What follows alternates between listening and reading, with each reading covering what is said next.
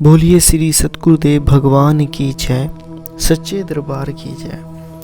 गुरु प्यारे साधकों, एक साधक के जीवन में साधना का क्या स्थान होता है, कैसे एक साधक साधना के माध्यम से गुरु तक पहुंचता है, कैसे वो साधना के माध्यम से ईश्वर तक पहुंचता है, कुछ ऐसा ही आज हम इस दिव्य अनुभूति के माध्यम से श्रवण करेंगे कि एक साधक के जीवन में साधना कितनी महत्वपूर्ण होती है, उसके जीवन के अंदर साधना का क्या रोल होता है, कैसे एक साधक अपने जीवन में साधना के द्वारा आध्यात्मिक के साथ साथ अपने सांसारिक जीवन में भी उन्नति कर सकता है, वो आज हम इस अनुभव के माध्यम से श्रवण करेंगे। तो बिना किसी देरी के मैं आज का ये अनुभव स्टार्ट करता हूँ। ये जो अनुभव है ना, ये अशोक जी का है जो यूपी के रहने वाले हैं। वो बताते हैं कि हम सभी दोस्त एक साथ साधना किया करते थे, सामूहिक साधना। मुझे छोड़कर बाकी सभी को बहुत दिव्य अनुभव दिखाई देते थे। वे सब खुशी खुशी अपने अनुभव साझा किया करते थे, पर मैं हर बार सिर्फ श्रोता का ही रोल अदा करता। कहने को तो कुछ होता ही नहीं। एक दिवस घर लौटकर मैं महाराज जी के स्वरूप के आगे बहुत रोया, गिड़गिड़ाया, बोला, महाराज जी, आप सबको अनुभव कराते हो, बस मुझे ही नहीं कराते, ऐसा क्यों? मैं ही अभागा हूँ क्या? मुझसे ऐसी क्या भूल हो गई जो आपकी कृपा मुझ पर नहीं पहुँच पा रही है? रो रो कर मैंने यह भजन गाया कि मैं तो कब से तेरी शरण में हूँ, मेरी ओर भी तू ध्यान दे, मेरे दिल में क्यों अंधकार है, हे आशु बाबा मुझे भी ज्ञान दे। पूरा दिन यही पंक्ति में गुनगुनाता रहा। अगले दिवस एक गुरु भाई को अनुभव हुआ। उसे महाराज जी दिखाई दिए और महाराज जी ने उससे कहा कि अशोक से कहो कि वह प्रतिदिन 3 घंटे ध्यान साधना किया करे। बस मैंने तो ये शब्द गुरु महाराज जी के एक मंत्र की तरह पकड़ लिए। रोज़ सुबह मैं 4 बजे उठ जाता और लगातार 3 घंटे की साधना करने लगा। और कुछ ही हफ्ते बीते होंगे कि एक दिन जब मैं साधना कर रहा था तो हल्का हल्का सा सफ़ेद प्रकाश दिखाई दिया। फिर उसमें छोटे छोटे तारे टिमटिमाने लगे। देखते ही देखते प्रकाश फैलने लगा। फिर उस प्रकाश में से गुरु महाराज जी प्रकट हुए। महाराज जी ने आगे बढ़कर मेरा हाथ पकड़ा और मुझे लेकर उड़ गए। महाराज जी ने मुझे कई लोकों में ले गए। महाराज जी, वे लोग बहुत ही सुंदर थे, बहुत ही अलौकिक। वहाँ बहुत अच्छी सुगंध उठ रही थी।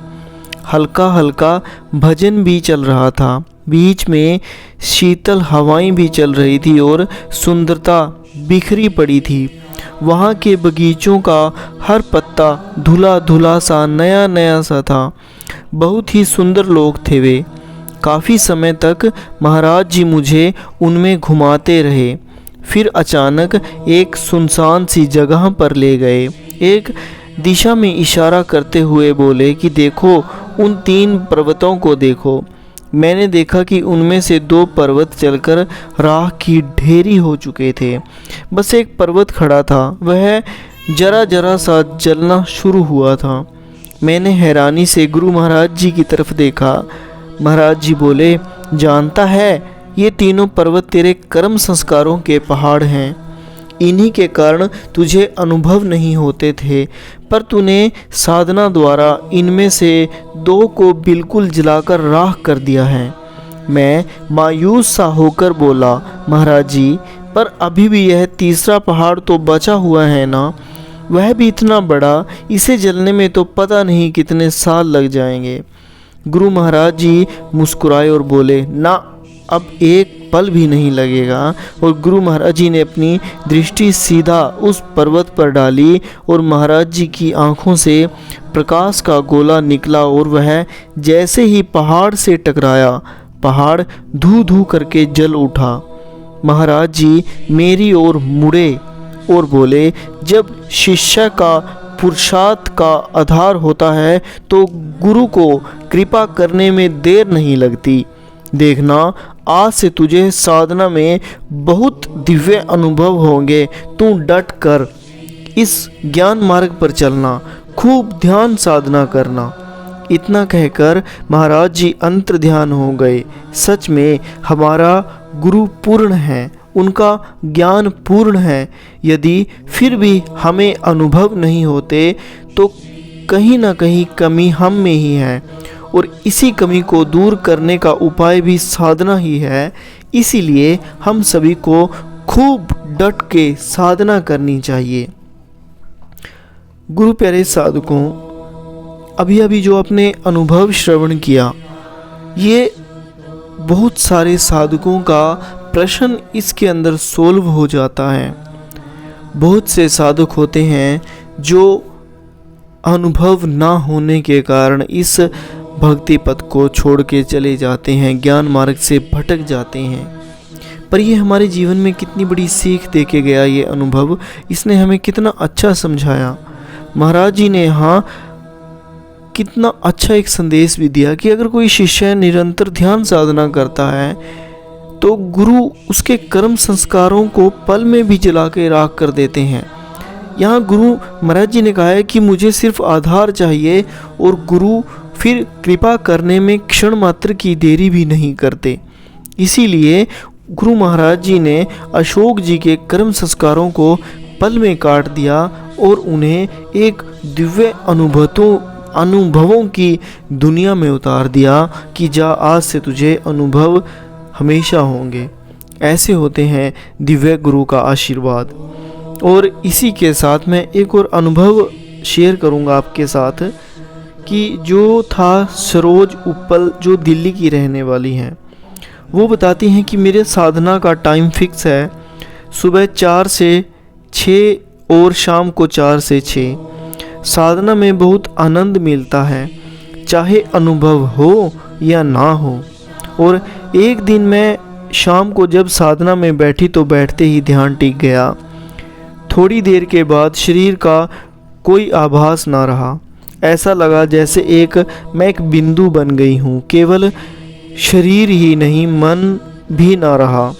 एकदम विचार शून्य अवस्था, जिसको हम इंग्लिश में थॉटलेस स्टेट बोलते हैं।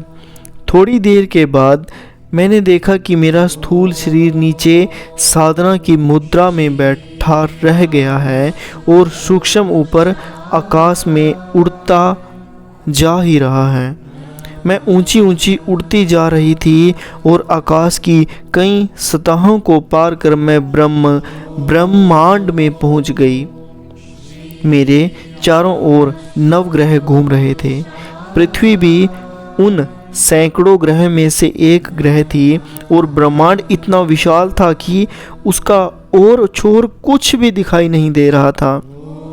मैं स्वच्छंद होकर इसमें विचर रही थी। बहुत आनंद आ रहा था। अचानक मानो रिवर्स गियर लग गया। मैं ब्रह्मांड से वापस लौटने लगी और धीरे धीरे वापस पहले अपने कमरे में और फिर अपने शरीर में लौट आई।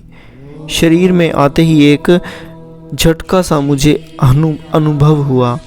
मेरा ध्यान टूट गया। मैंने घड़ी में समय देखा तो 8 बज चुके थे। कमाल है, 4 घंटे बीत गए थे और मुझे पता भी नहीं चला। ऐसा लग रहा था जैसे 5-7 मिनट ही बीते हों।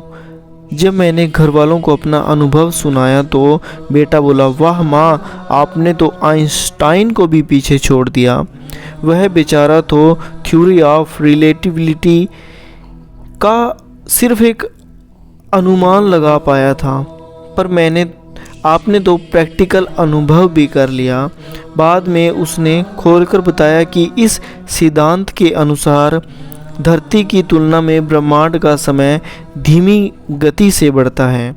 ब्रह्मांड में केवल एक क्षण ही बीता होता है और यहाँ पृथ्वी पर कई घंटे बीत गए होते हैं।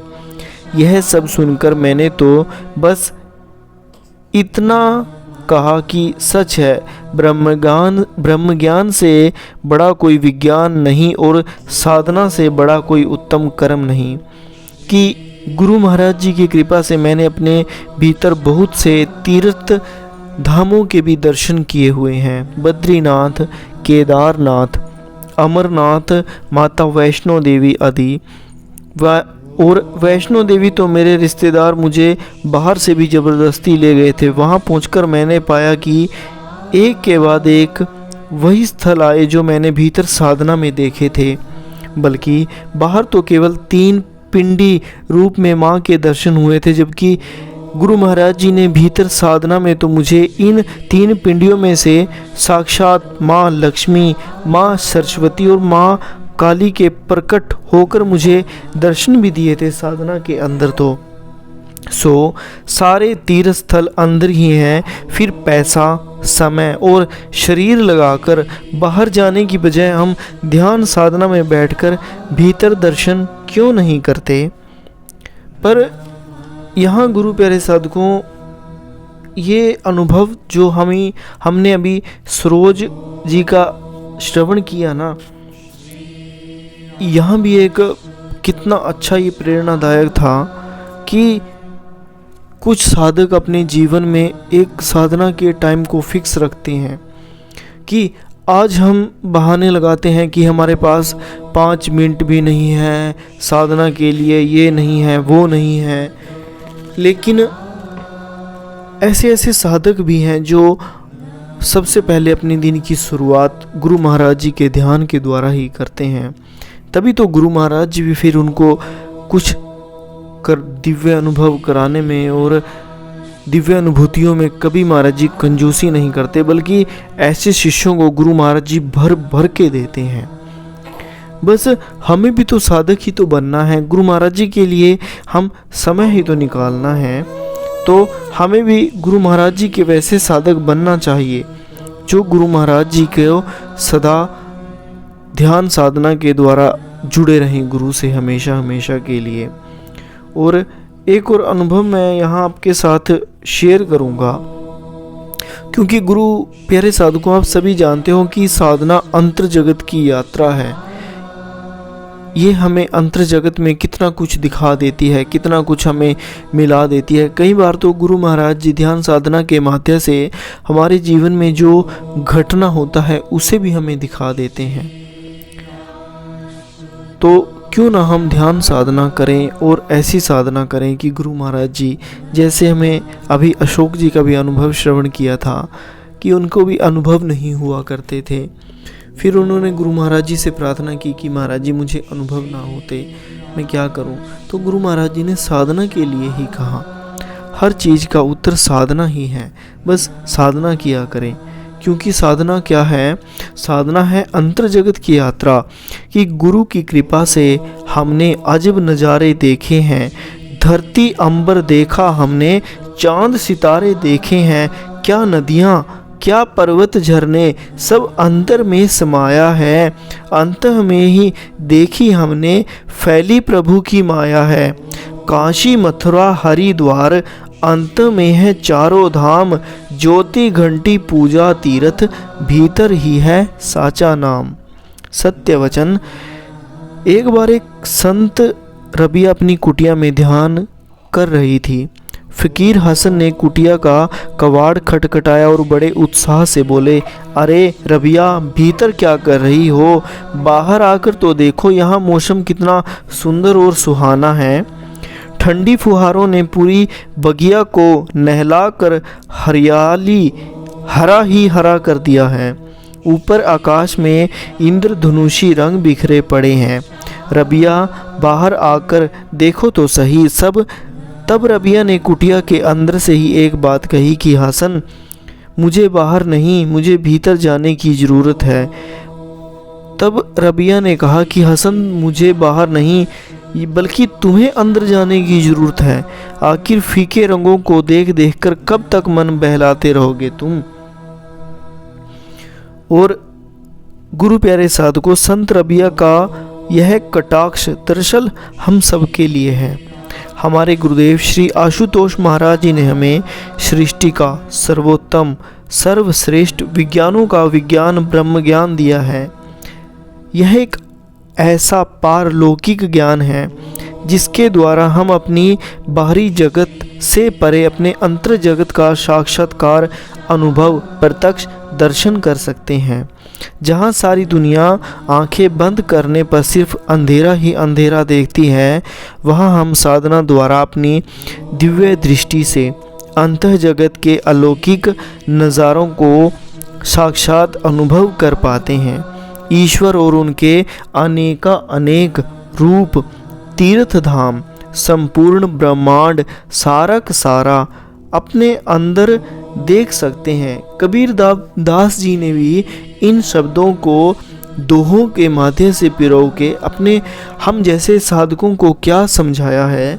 कबीर साहिब जी कहते हैं कि महरम होए सो जाने साधो ऐसा देश हमारा, बिन जल बूंद परत में जह भारी, मही मीठा नहीं खारा, सुनत महल में नौबत बाजे, किंगरी बीन सितारा, बिन बादर जह बिजुरी चमके, बिन सूरज उजियारा, ज्योति लावत ब्रह्म जह दरसे, आगे अगम अपारा, कहे कबीर वह रहन ना जाई, बूझे गुरमुख प्यारा।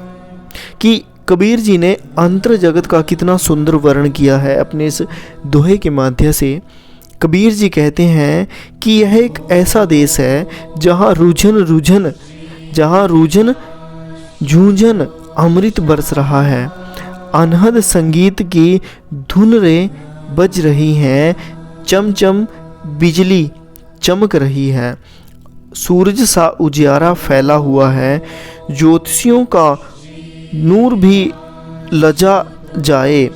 वो कहते हैं कि ज्योतियों का नूर भी लजा जाए, ऐसा अलौकिक ब्रह्मा का दर्शन वहाँ पर होता है। कबीर जी कहते हैं कि अंदर की इस न्यारी दुनिया का भेद सिर्फ एक गुरुमुखी ही जान सकता है, जिसके पास मर्म है यानी ब्रह्म ज्ञान है, साधना की युक्ति है। तो प्यारे गुरुमुखों, हमारे पास तो सतगुरु भी है और उनके द्वारा दी गई ब्रह्म ज्ञान की युक्ति भी है। फिर हम क्यों ना उस ब्रह्म ज्ञान की अंतर यात्रा क्यों नहीं करते? क्यों हम बाहर के फीके रंगों में खोए हुए हैं? इसलिए चलो भीतर आओ मिलकर साधना करें और साधना करें। गुरु प्यारे साधकों, अगर आपने इस अनुभव के माध्यम से कुछ सीख ली, आज के अनुभव के माध्यम से, शायद इसके अंदर साधना के अलावा किसी चीज़ की और बात ही नहीं की गई है।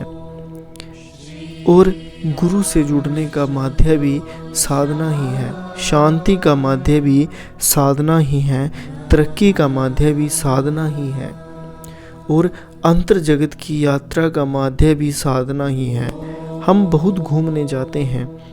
संत रबिया ने भी कितना अच्छा कहा कि बाहर के फीके रंगों को क्या देखना, अपने अंदर के रंगों में डूब जाओ, ईश्वर से प्रार्थना करो, ध्यान साधना करो, तो गुरु महाराज जी आप पर भी कृपा करेंगे। आप पर भी ध्यान साधना जब आप करेंगे तो आपको भी महाराज जी दिव्य अलौकिक अनुभवों से भर देंगे आपका जीवन, और आपको भी धन्य धन्य कर देंगे। और इसी वाक्य के साथ, इसी प्रश्न के साथ और इसी प्रार्थना के साथ मैं आज इस अनुभवों की श्रृंखला को यहीं समाप्त करता हूँ कि आप भी नित्य ध्यान करें, गुरु महाराज जी से जुड़े रहें और उनकी आज्ञा में सदैव चलते रहें। और इसी के साथ मैं आज के इस दिव्य अनुभवों की श्रृंखला को यहीं समाप्त करता हूँ। मिलते हैं कल फिर एक नया अनुभव लेके, और सुनते हैं गुरु महाराज जी की एक नया प्रसंग। जय महाराज जी की।